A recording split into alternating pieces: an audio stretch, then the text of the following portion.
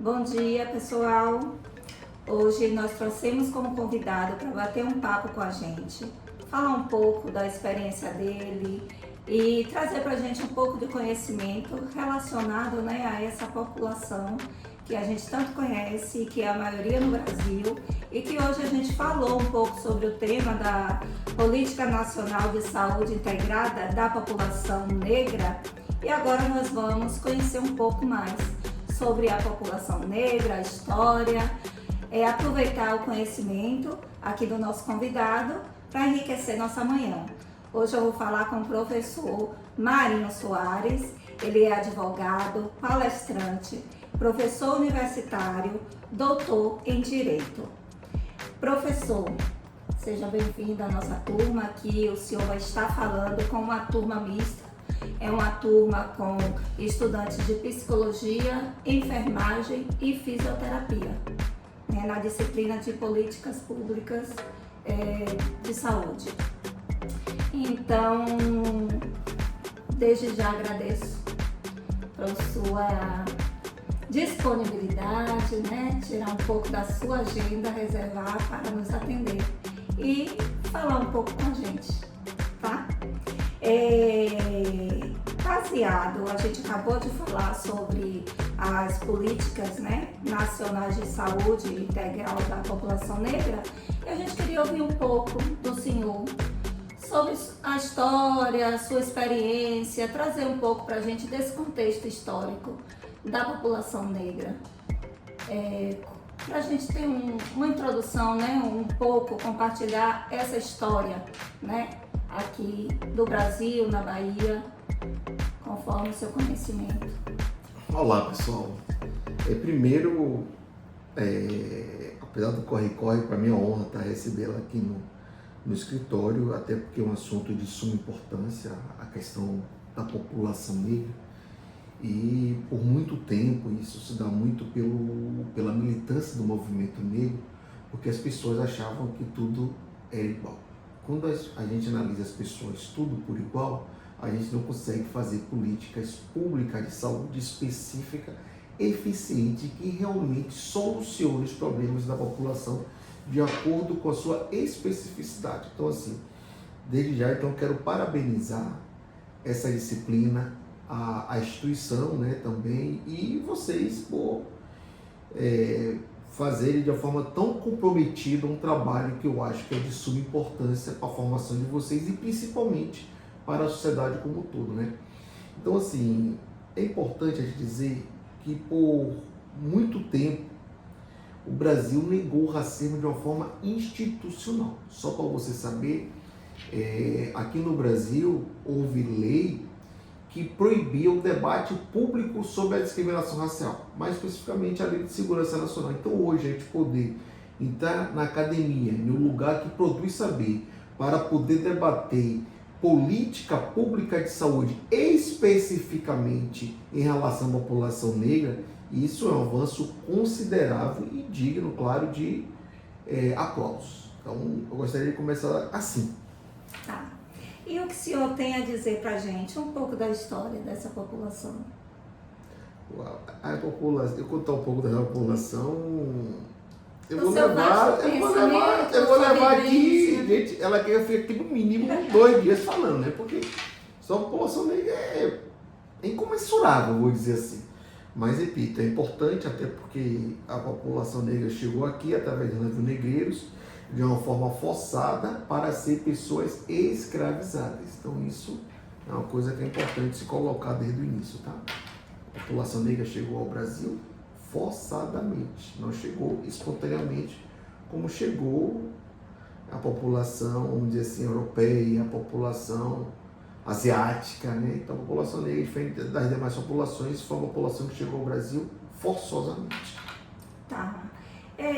No tocante à saúde em si, no contexto histórico, a evolução.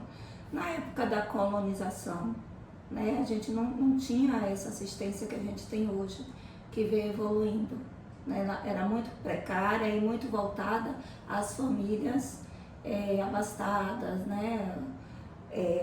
não tinha a população em si era atendida especificamente pela filantropia, né, pelas Santas Casas, que dava assistência, né, e não era tratado a prevenção, mas sim as doenças ali que ocorriam por falta de saneamento, né, de higiene, da qualidade de vida em si mesmo, que era precária, né, então existia muita problemas com várias doenças infecciosas naquela época.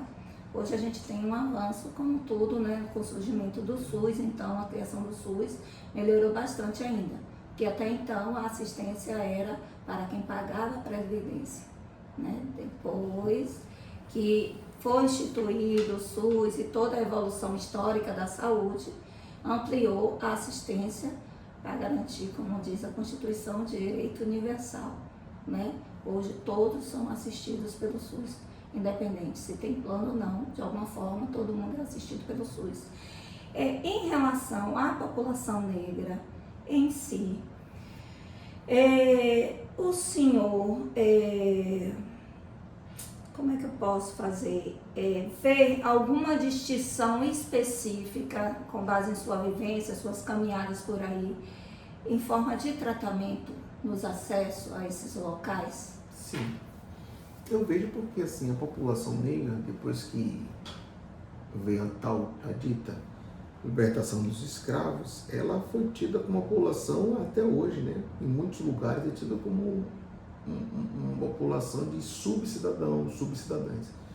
Então a gente vê que ainda com todo o avanço do SUS, as pessoas morrem na fila de espera esperando a regulação, as pessoas morrem em banco de emergência esperando ser atendida. Então, e essa população que mais morre é a população negra. Então, ainda que tenha todo o avanço, nós, infelizmente, presenciamos diariamente pessoas morrendo por falta de assistência médica. E o senhor vê em relação a isso, a gente sabe que a população negra é a maioria, né, no Brasil. Se eu não me engano, no último censo foi 54%, algo Sim. assim. Essa assistência, quando relacionada à cultura, à região, a grau de instrução, o senhor percebe alguma distinção em relação a isso? Com certeza. Deixa eu te falar uma coisa. Eu vou dar um exemplo. Eu fiz algumas operações nas fronteiras, tanto do norte como do sul. Eu lembro um caso que me marcou muito. Foi no Pará, eu estava em um lugar da Ribeirinho, e eu fui andando com minha companhia, eu tinha alguns médicos na minha companhia, e aí a gente fazia o que a gente chama de ACIS, Ação Cívico-Social. E aí chega um senhor, aproximadamente uns 50 anos, que já aparentava bem mais, né? E ele falou que estava precisando ser atendido por um médico. Claro. Aí o médico falou assim, me chamou no canto e falou: capitão, esse senhor, ele nunca teve acesso a um médico. E ele não tem nada sobre essas dores todas. Eu vou dar nele uma injeção de vitamina C. Vou deixar ele 10 minutos sob repouso, só eu digo que ele vai sair bom. Ele foi, medicou com a vitamina C, deixou ele e falou: ó, meu senhor, sabe essa injeção aqui, o senhor vai ficar bom, espere 10 minutinhos que eu já vi o senhor. Passados esses 10 minutos, ele foi lá, e aquele senhor falou assim: poxa, doutor, o senhor fez milagre, eu estou bom. Então, por que eu estou dizendo isso? Eu estou dizendo de uma pessoa com 50 anos de idade que nunca teve acesso ao médico.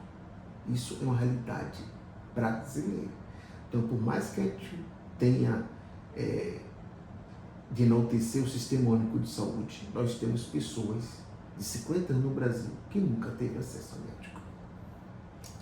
Essa realidade ainda, né, bastante visível e cruel, né, a gente olhar assim, porque são tantas políticas, não só de assistência à população negra, mas como um todo.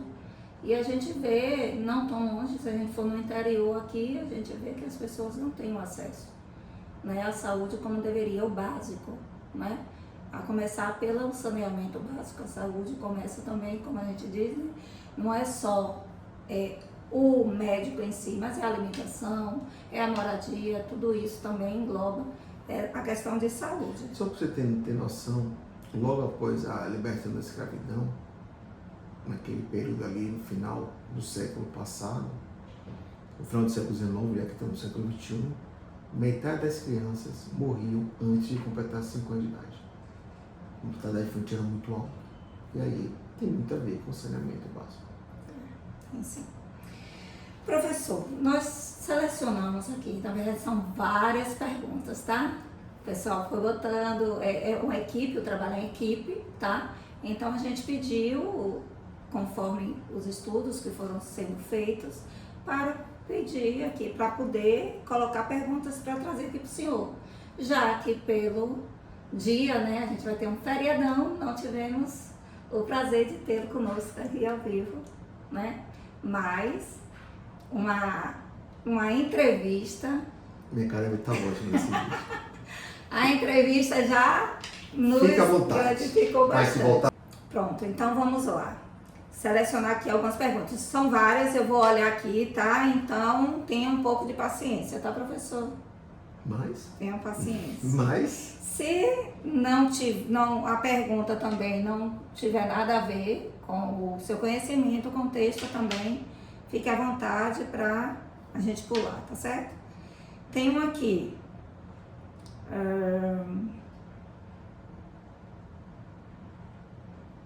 Deixa eu ver aqui se é essa aqui. Como as políticas nacionais de saúde, a população negra, vamos falar assim, se diferencia de outras políticas de saúde pública em termos de reconhecimento do racismo como determinante social e quais impactos isso gera na formulação de estratégia de cuidado?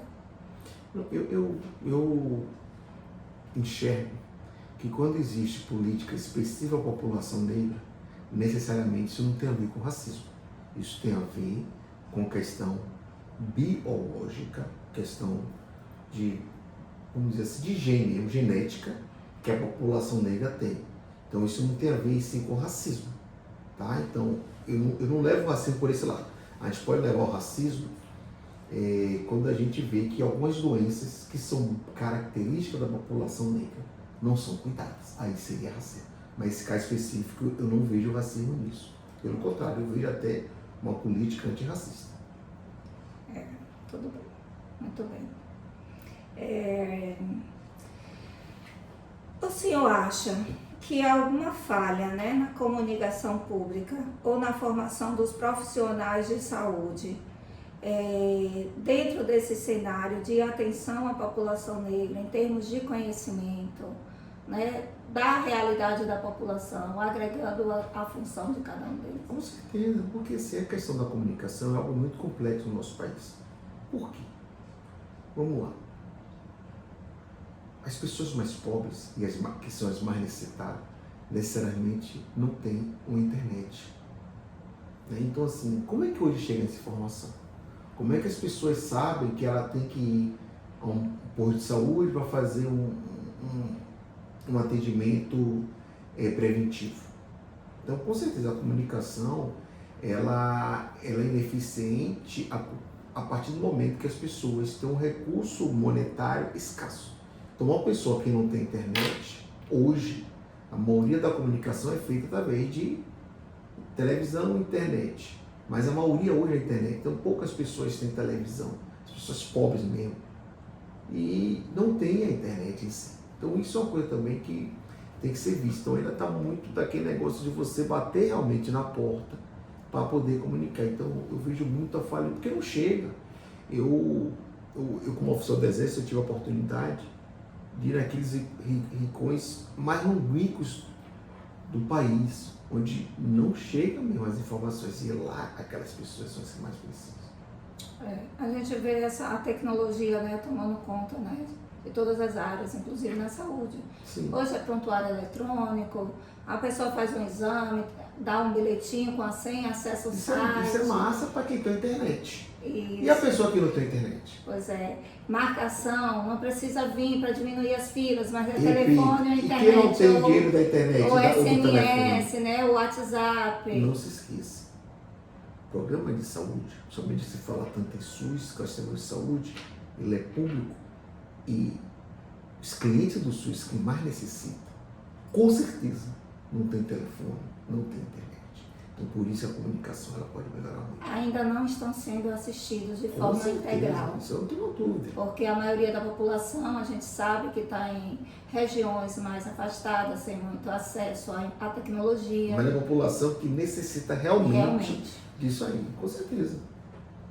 Agora, a Constituição de 1988, né, nossa Constituição atual, ela prevê, né, já previa a saúde como direito universal.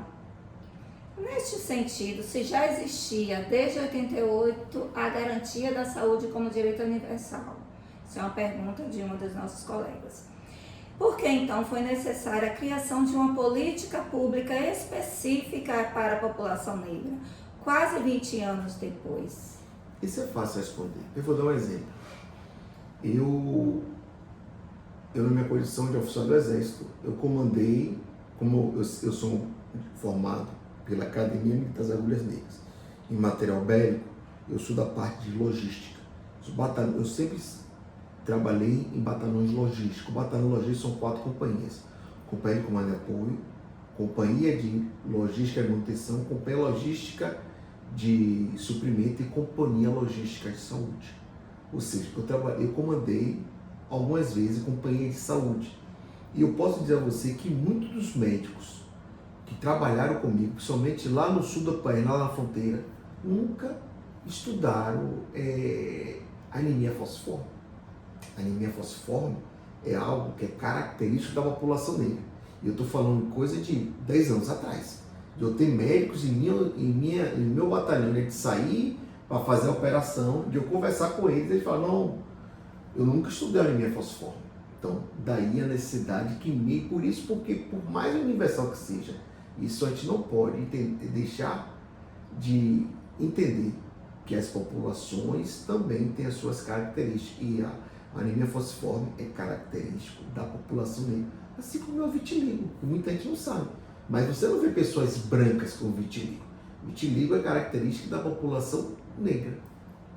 Exatamente. Inclusive, a gente tem também outros agravos, né, de saúde da população negra, que é a pressão alta. Sim. A maioria da população negra são acometidas.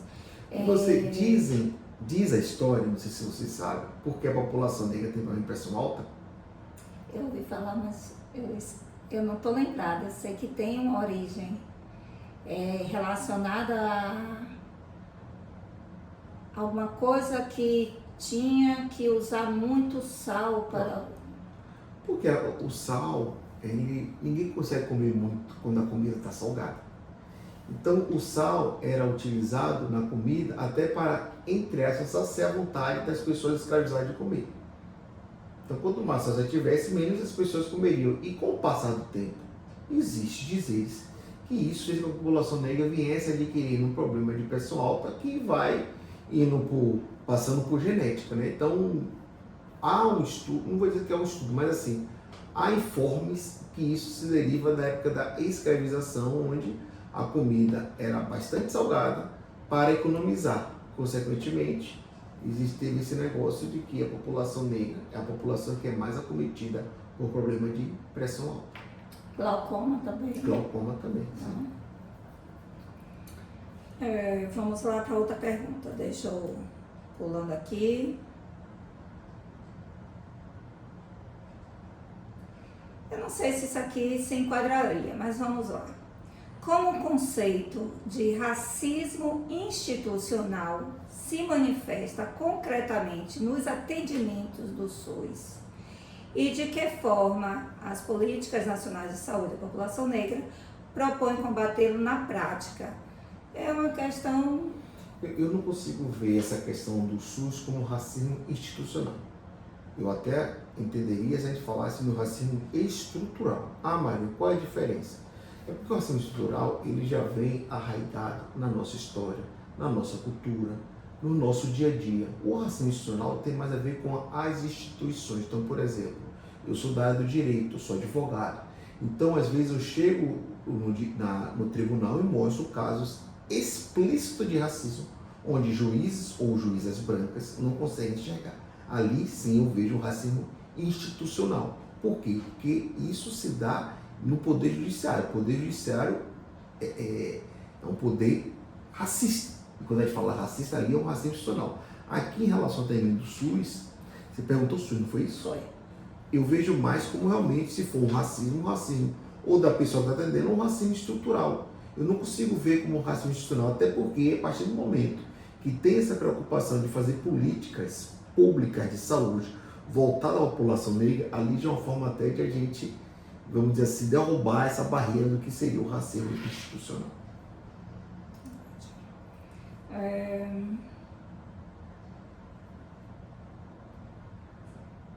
Deixa eu ver aqui, doutor. Uma pergunta aqui mais voltada. Você falou de perguntar institucional, agora vem o estrutural. De que forma o racismo estrutural influencia o acesso e a qualidade do atendimento à população negra no sistema de saúde brasileiro?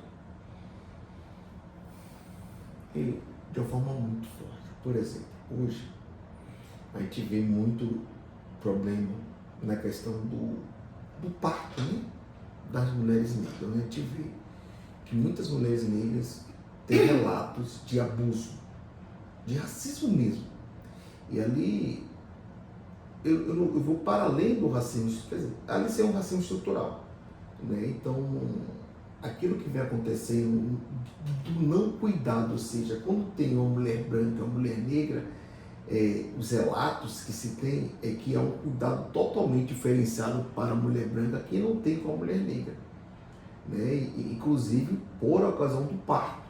Então isso são relatos, inclusive nós temos casos até de condenações do Brasil enquanto país por pessoas que sofreram racismo por ocasião do parto e vindo a chegar ao óbito diante do racismo. Então, esse racismo estrutural ele impacta. Por quê?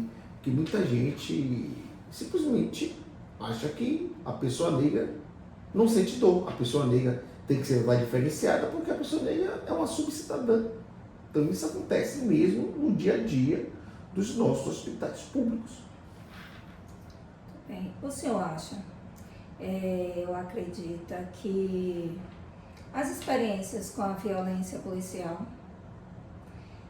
ou encarceramento influenciam a saúde da população negra? Eu acho que são coisas distintas. Por quê? Eu acho que o encarceramento e a violência policial é inquestionável que tem como direção a população negra.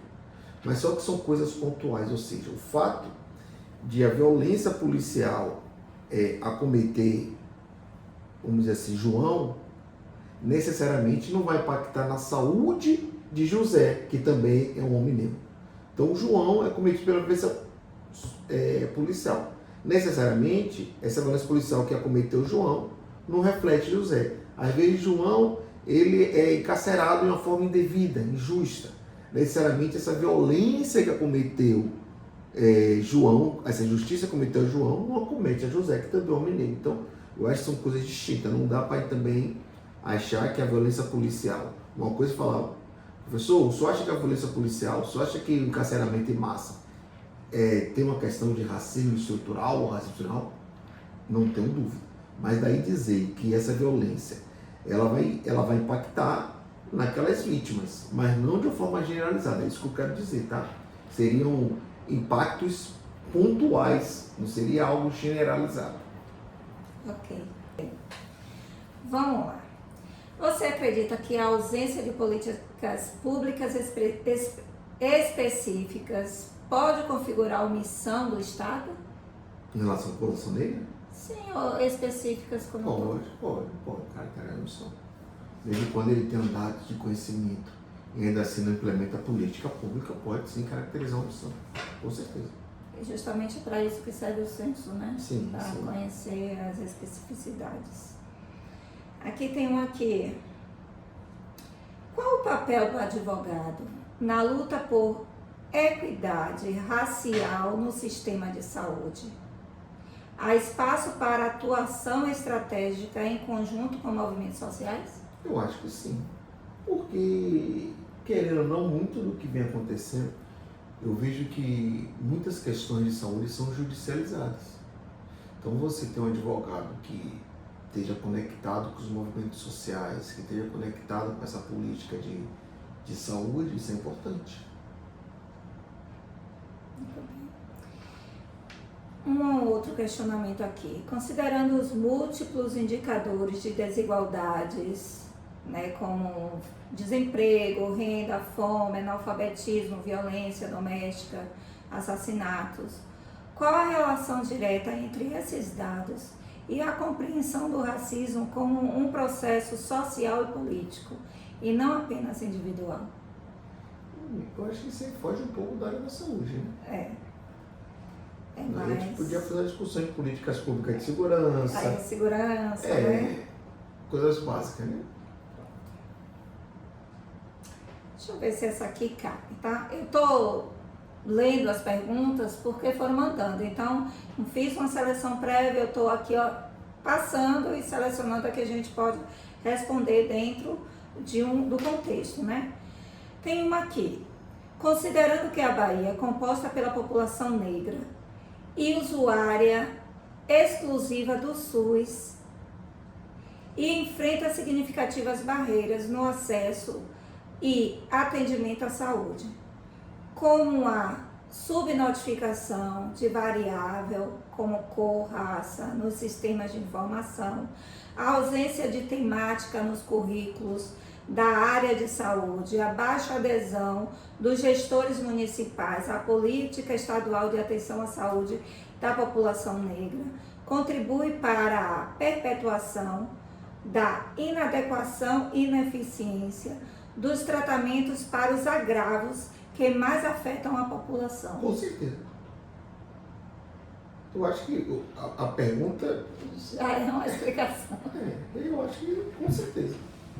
Que é a falta de atenção, né? Sim. E eu acho que assim, a política é uma política que veio do Ministério da Saúde, mas ainda existe muita resistência. Existe uma concentração muito grande por parte de gestores para implementar essas políticas, até por questão também de entender que isso é irrelevante. Pronto. E agora, tem três perguntas aqui que foram feitas pela nossa professora, que é a professora Silvana, eu nem falei o nome da professora, Silvana. Então ela pergunta assim: diante do seu conhecimento, de que forma o racismo estrutural e as desigualdades raciais afetam o acesso à saúde por parte da população negra? Eu acho que a gente já até falou antes disso, sim. Não foi? Inclusive o conhecimento, a falta de dinheiro, a falta de informação. Existem estratégias de enfrentamento para esse problema implementadas pelo governo? E na sua opinião, existe, tá? Não estou perguntando, existe. Na sua opinião, essas estratégias são eficientes? Eu acho que é um passo importante. Tá? E, por exemplo, por que é um passo importante? Nós falamos aqui também no nosso bate-papo a questão da comunicação. Poucas pessoas têm acesso, poucas pessoas têm conhecimento. Então, poucas pessoas acabam usando um sistema que era para ser usado por uma gama muito maior. Então, a comunicação acho que é um grande desafio que nós temos. Deveria existir também um trabalho de busca ativa, né? Total. Isso faz parte da comunicação. Um trabalho que fosse até os locais que não tenham acesso à comunicação. Quando você fala isso, me lembra um pouco, guardando as proporções, que é acho que é com o PSF, que é de saúde familiar, onde eu via o programa de saúde familiar, eu via que nas fronteiras tinha determinados médicos que iam bater nas portas, somente daquelas pessoas mais idosas, aquelas pessoas mais carentes. E é um trabalho que seria um trabalho preventivo e que, pelo menos assim, aqueles que eu tive a experiência de ver na fronteira, eu achei muito benéfico. Agora, poucas pessoas, e por ser poucos funcionários, acaba que o reflexo se dá em poucas pessoas. Por fim, de que forma o empoderamento e letramento racial, termos tão comuns nos dias atuais, podem minimizar o racismo nos serviços públicos? Eu entendo que o letramento racial crítico, né? Porque letramento racial todo mundo tem, inclusive os racistas, né? Então, o letramento racial crítico é aquele letramento que a gente ensina, ó, isso aqui não pode, isso aqui não pode, isso aqui não pode. E isso aí a linguística discute há muitos anos, mais de 10 anos que a linguística discute o letramento racial crítico. Então eu entendo que o letramento racial crítico, assim como o empoderamento da população negra, são essenciais. E o maior exemplo disso é nós estamos aqui hoje conversando sobre política pública de saúde para a população negra.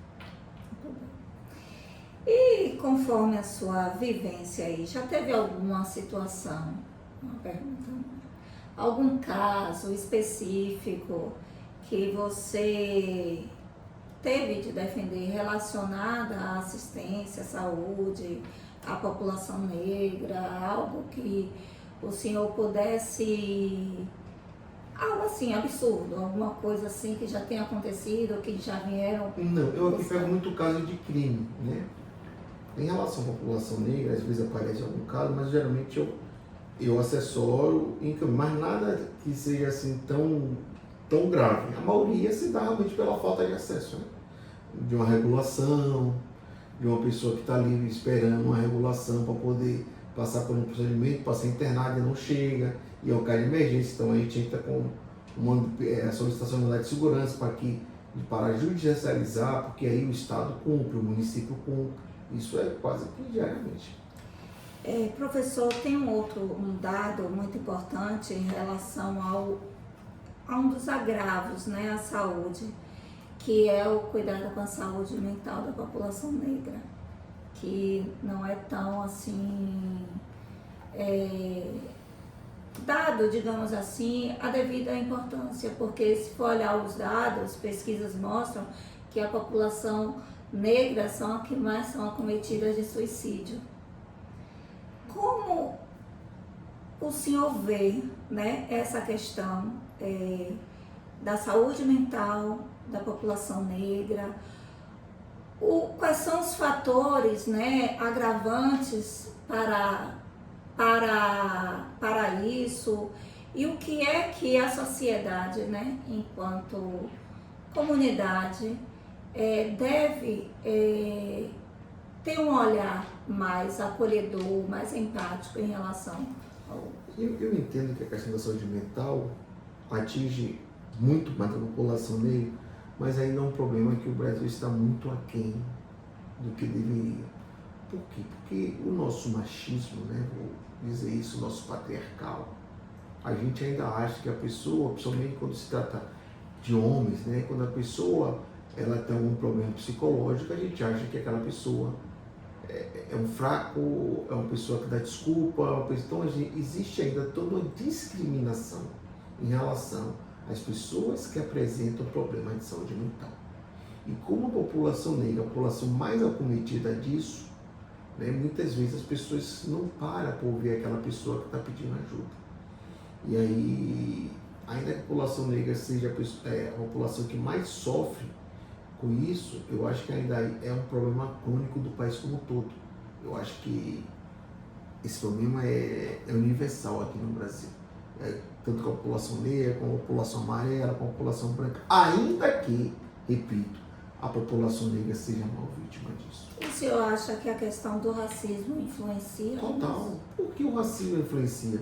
Porque existe toda uma questão psicológica onde sua autoestima é abalada, onde você o tempo todo tem que provar que é igual, que o tempo todo você está sendo desafiado, o tempo todo você está sendo colocado em xeque, o tempo todo está sendo desvalorizado.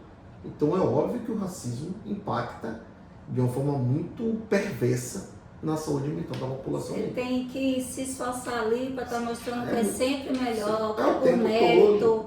Que você está ali porque você buscou, você tem que provar. E o tempo todo sendo questionado. merecimento. É o tempo todo. É o tempo todo. As pessoas, o racismo estrutural, ele impede de que as pessoas consigam enxergar a inteligência, a capacidade, a competência da população. Para a gente concluir aqui, agora passando um pouco por sua trajetória, O que é que o senhor pode deixar aqui pra gente, né? Como uma mensagem que desperte, né? Eu digo assim, digamos o interesse, né? Ou desperte a atenção para o quão importante é, né? A gente ter um olhar mais crítico enquanto cidadãos para o outro, não focar necessariamente numa política específica, num tratamento específico, mas como cidadão, sociedade em si, nas suas andanças aí, que eu sei que tem muito conhecimento, né, muitas vivências, muitas situações já vividas, né? Então, eu gostaria que o senhor deixasse uma mensagem para a turma, para a gente, né? Do que se achar relevante em relação à vida como um todo, né? Ela agora não pega, né? Mas assim, a mensagem que eu deixo a vocês, primeiro, por se tratar de uma academia, estude. Segundo, esse conhecimento adquirido que vocês estão buscando na academia pode fazer a diferença na vida não só sua, como na vida de todas as pessoas em volta e, por que não dizer, na vida das pessoas que convivem em sociedade. Então eu costumo dizer que o racismo ele não é mal só para as pessoas negras. As pessoas negras, com certeza, são as maiores vítimas do racismo. Mas é uma sociedade racista, é uma sociedade que não progride, é uma sociedade violenta, é uma sociedade principalmente que não tem qualidade de vida. Por quê? Porque o racismo também atinge aquelas pessoas que praticam o racismo. Porque imagine você conviver sabendo que a violência ela pode parar a qualquer momento. Freud, né, já que vocês estão na psicologia, né, Freud dizia que toda exclusão tem um seu retorno. Então pode ter certeza que todas as pessoas, inclusive as brancas, pagam quando a sociedade é racista. Então, estudem, acreditem em vocês e tenham certeza, vocês podem fazer a diferença não só na sua vida, mas na vida de muitas pessoas. Obrigada, professor. Muito obrigada, que Deus abençoe, que proteja livre todos os males. Meu, grata por compartilhar seu conhecimento com a nossa turma. Obrigado. Muito Estude, obrigada. pessoal.